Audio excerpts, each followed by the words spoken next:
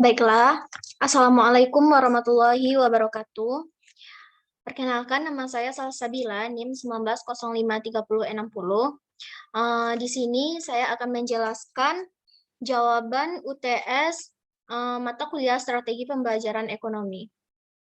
Langsung saja, yaitu pada soal pertama, jelaskan konsep-konsep di bawah ini dan bagaimana pelaksanaannya dalam proses pembelajaran. Konsep yang pertama yaitu strategi, di mana strategi adalah usaha atau cara untuk menyampaikan materi pembelajaran dengan tujuan untuk mencapai tujuan pembelajaran tertentu. Selanjutnya yaitu strategi pembelajaran. Strategi pembelajaran yaitu suatu perencanaan atau prosedur yang berisi tentang rangkaian kegiatan yang didesain dan disusun untuk mencapai tujuan pendidikan tertentu, sehingga dengan adanya strategi pembelajaran, maka akan mudah untuk mencapai tujuan pembelajaran, di mana strategi pembelajaran ini biasanya disusun pada awal tahun pembelajaran. Selanjutnya yaitu pendekatan pembelajaran, di mana pendekatan pembelajaran ini yaitu cara pandang dalam melihat dan memahami suatu pembelajaran. Di sini terdapat dua pendekatan pembelajaran. Ada pendekatan pembelajaran yang berpusat kepada guru dan ada juga pendekatan pembelajaran yang berpusat kepada siswa. Nah, selanjutnya ada metode pembelajaran. Metode pembelajaran ini maksudnya yaitu cara yang digunakan guru dalam menyampaikan pembelajaran agar tujuan dan kompetensi dasar tercapai. Adapun contoh dari metode pembelajaran adalah yang pertama yaitu metode pembelajaran ceramah. Metode pembelajaran ceramah ini yaitu guru sebagai fokus sebagai sumber belajar. Siswa hanya mendengar penjelasan yang diberikan oleh guru. Sehingga pada metode pembelajaran ceramah ini, siswa lebih pasif dalam mengikuti pembelajaran dan tidak tahu apakah siswa tersebut memahami pembelajaran yang dijelaskan oleh guru atau tidak.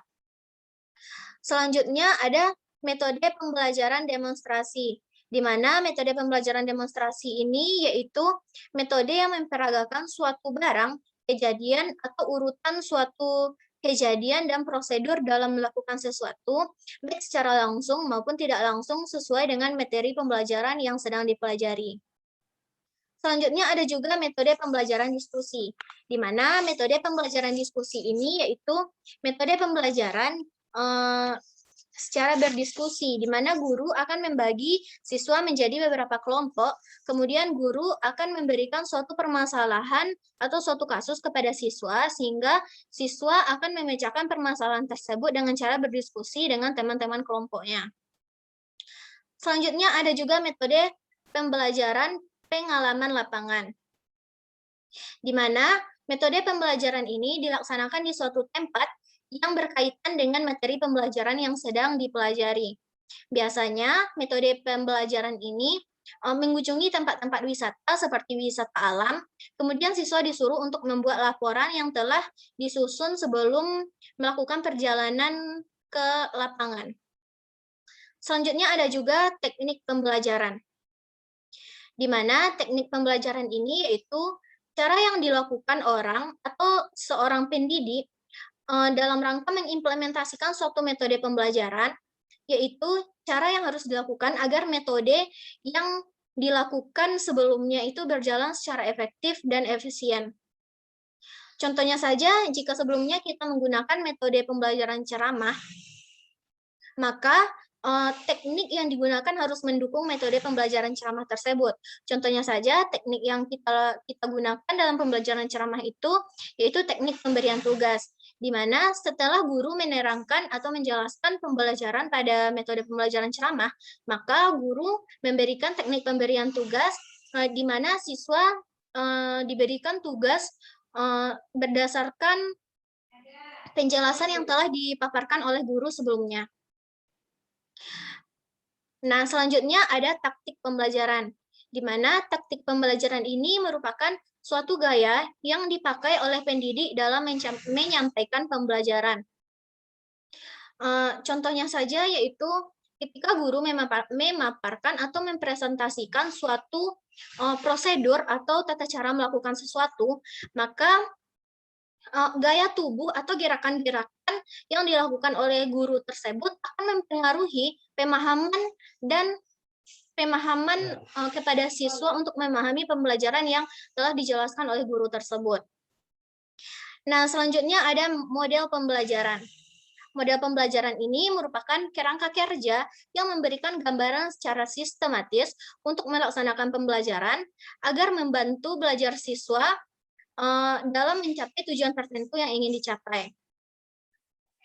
Nah, selanjutnya soal yang kedua yaitu jelaskan maksud dari pendekatan scientific learning dan pilihlah salah satu materi sesuai dengan keahlian saudara dan buatlah implementasi pembelajaran menggunakan pendekatan scientific learning tersebut. Sebelumnya, pendekatan scientific learning tersebut merupakan pendekatan yang digunakan oleh guru atau tenaga pendidik dalam menerapkan kurikulum 2013, di mana kurikulum 2013 ini yaitu siswa dituntut untuk lebih aktif daripada guru. Di sini guru hanya sebagai perantara atau tidak mengajarkan materi secara langsung kepada siswa. Namun di sini siswa diberi kesempatan untuk mencari materi-materi pembelajaran di berbagai sumber, misalnya saja di internet, jurnal, maupun buku-buku sesuai dengan materi pembelajaran yang sedang dipelajari. Nah, selanjutnya cara untuk mengimplementasikan pendekatan scientific learning ini adalah menurut saya yaitu metode bertanya. Di mana metode bertanya ini yaitu ketika guru sudah menjelaskan materi pembelajaran atau maksud saya di sini ketika seorang siswa sudah berusaha untuk mencari suatu materi pembelajaran yang sedang dipelajari, maka setelah itu jika ada materi pembelajaran yang diragukan atau yang tidak dipahaminya, maka ia berhak untuk menanyakan materi yang diragukannya tersebut kepada guru. Nah, kemudian cara mengimplementasikan lainnya yaitu sebelum mengikuti pembelajaran, guru berhak untuk menanyakan suatu materi pembelajaran yang sedang dipelajari kepada siswa sebelum mengikuti pembelajaran.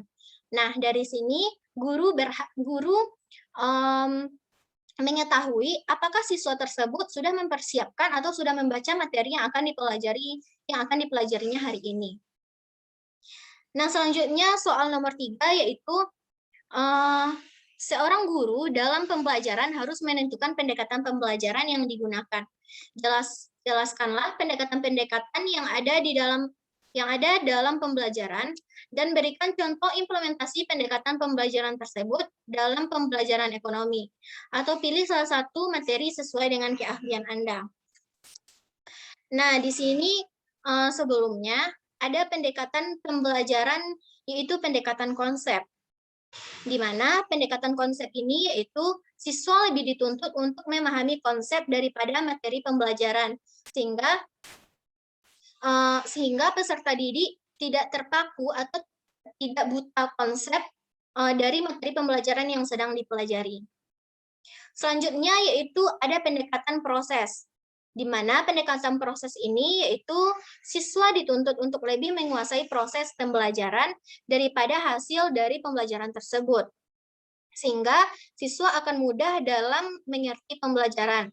Contohnya saja pada mata kuliah perpajakan, di mana mata kuliah perpajakan tersebut terdapat hitung-hitungan untuk mengetahui hasil pajak terhutang dari seseorang.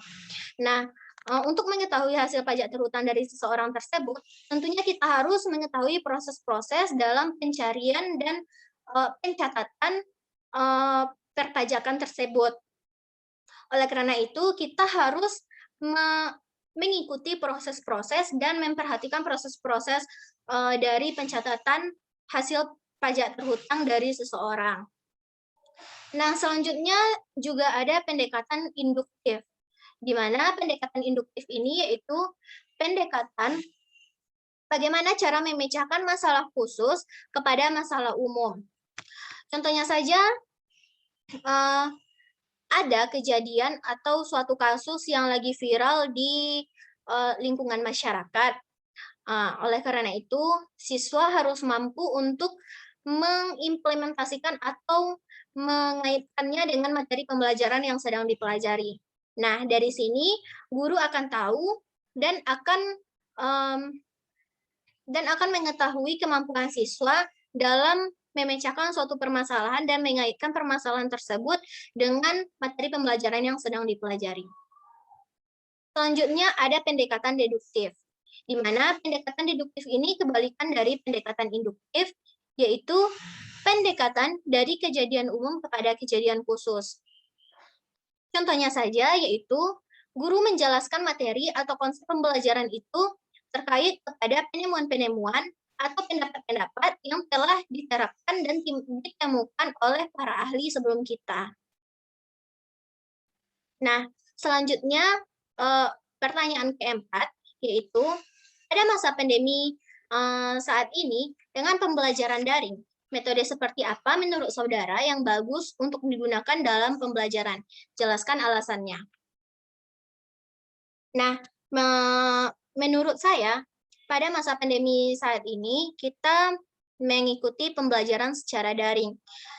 Nah, metode pembelajaran yang tepat dan bagus digunakan, yaitu saya akan menggunakan metode pembelajaran blended learning, yaitu percampuran antara metode pembelajaran ceramah dengan metode pembelajaran diskusi, di mana sebelumnya guru akan menjelaskan materi pembelajaran yang akan dipelajari oleh siswa melalui video conference seperti Zoom ataupun Google Meet. Hal itu bisa membantu siswa untuk memahami pembelajaran yang sedang dipelajari. Kemudian, semua siswa tersebut tidak bertempat tinggal di jaringan yang stabil. Oleh karena itu, ada beberapa siswa yang tidak mampu atau tidak bisa dan terhalang untuk mengikuti video conference yang disediakan oleh guru. Oleh karena itu, akan ada metode pembelajaran diskusi di mana siswa yang terhalang untuk mengikuti video conference, maka ia akan berdiskusi dengan teman-temannya terkait materi pembelajaran yang telah diterangkan oleh guru pada video conference atau metode pembelajaran ceramah sebelumnya. Oleh karena itu, metode pembelajaran ceramah dengan diskusi ini sangat bagus digunakan ketika pembelajaran daring pada saat sekarang ini. Nah, selanjutnya pertanyaan yang kelima yaitu, jelaskan kelebihan dan kekurangan pembelajaran daring. Sebelum kita memasuki kelebihan dan kekurangan pembelajaran daring tersebut, tentunya kita harus memahami apa sih pembelajaran daring itu. Sebelumnya, pembelajaran daring itu yaitu proses pembelajaran yang dijalankan di dalam atau melalui jaringan, atau tidak bertatap muka secara langsung di antara pendidik dan peserta didik, melainkan melalui perantara media elektronik seperti laptop, HP, dan alat elektronik lainnya. Adapun kelebihan dari pembelajaran daring ini, yang pertama yaitu waktu dan tempatnya lebih efektif. Maksudnya, kita bisa melakukan pembelajaran dimanapun dan kapanpun yang kita mau, karena kita tidak terikat dengan tempat dan waktu di mana kita harus belajar.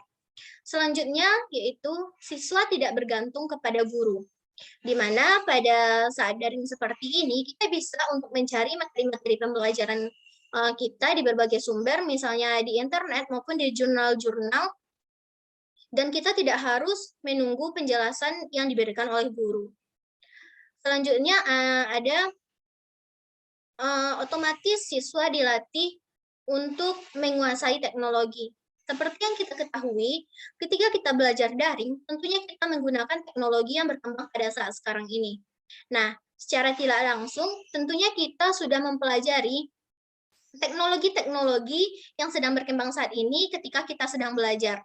Oleh karena itu bisa untuk meminimalkan buta teknologi yang sedang dialami oleh guru-guru pada saat pandemi sekarang ini. Selanjutnya yaitu menumbuhkan kesadaran kepada siswa, yaitu HP atau alat elektronik lainnya itu bisa digunakan untuk hal-hal yang positif atau produktif lainnya dan bisa untuk menimbulkan kecerdasan seperti pembelajaran. HP tersebut tidak hanya bisa digunakan untuk main media sosial dan untuk bermain game. Adapun kekurangan dari pembelajaran daring ini, yang pertama yaitu sulit untuk mengontrol siswa, apakah siswa tersebut serius dalam mengikuti pembelajaran atau tidak. Selanjutnya yaitu pembelajaran lebih banyak bersifat teori daripada praktek karena keterbatasan jarak di antara siswa dan guru. Selanjutnya, bagi siswa yang bertempat tinggal sulit untuk mengakses internet, maka mereka akan sulit untuk mengikuti proses pembelajaran. Selanjutnya, tidak semua siswa yang mampu untuk membeli alat peralatan dalam pembelajaran daring ini seperti HP dan laptop, karena pada saat pandemi sekarang ini disebabkan oleh kondisi ekonomi masyarakat yang sangat menurun. Kemudian tidak semua siswa juga mampu untuk mengoperasikan teknologi-teknologi pembelajaran pada saat sekarang ini, sehingga akan sulit untuk mengikuti proses pembelajaran secara efektif. Nah, kekurangan pembelajaran daring selanjutnya yaitu terlalu banyak distraksi yang terjadi sehingga akan mengurangi konsentrasi siswa dalam belajar. Contohnya saja yaitu tentunya ketika pembelajaran daring ini siswa belajar di rumahnya masing-masing. Oleh karena itu akan banyak gangguan-gangguan yang akan mengurangi konsentrasi siswa dalam belajar. Contohnya saja siswa tersebut mempunyai adik yang masih kecil atau masih balita yang keinginannya hanya bermain dan bermain.